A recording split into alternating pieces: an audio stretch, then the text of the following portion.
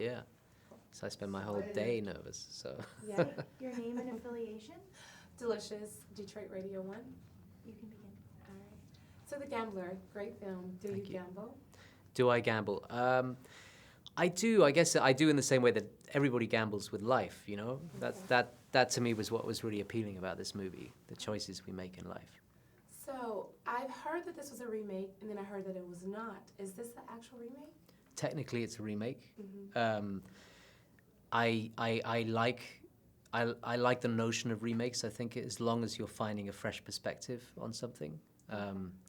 I think there's nothing new with remakes. It's been going back. Shakespeare remade stuff. So Right. it's all about finding a new way into a story. I mean, you can take a real life event and you can have many different perspectives on that same story. So for me, it all came from Bill Monahan's script, less the original film, but what Bill Monahan had written. Okay. Are you a risk taker? Yes. Did you take any risk with this film? Yes, of course. What Yeah. was risk? I think, oh God, that's that's a difficult question. I think, what were the risks that I took with this film? I think making the film is a risk. You know what I mean? It's like as soon as you're putting yourself on the line with anything, you're taking that risk, which is good. Right. Some you win, some you lose. So how was it working with Mark Wahlberg? It was good. It's very good. He's somebody who I did not know before I started on the film. Oh, wow. I knew of his work, obviously, but I didn't know him personally. He's very straightforward, very clear in his ideas. He was a producer on the movie as well as being our star, so he was a great collaborator in that sense. He gave me a great deal of support. He really does the work in the sense of sort of the prep. He's a real pro in that way. So yeah, I can't speak Right. highly Like enough he of him. lost the weight. Did he shock you with his weight loss?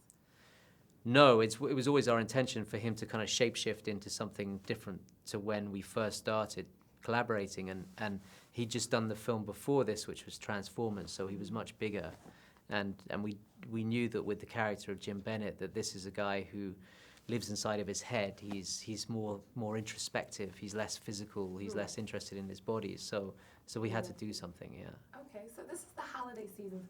What does Rupert Wyatt do for the holiday? And where are you? Are you here in the States or? No, I go to Europe with my family. And so what is the tradition for you and your family? Let's see, turkey. Turkey. Christmas trees, Christmas presents, the usual. Yeah, no, it's great. I love this time of year. I love like I guess many people, but I like that sense of just closure, and it's always crazy this time of year, especially with the movie coming out. But Right. the moment Christmas Eve hits and everybody just decompresses, and there is that moment of pause for like a couple of weeks before everything kicks off again. So it's kind of lovely to be able to do that with your family. Okay, and I have one final question. When you decide on the films that you decide on, do you do this with an intent to win Oscars and awards, or are you just in love with the project and you decide that this is what you want to do?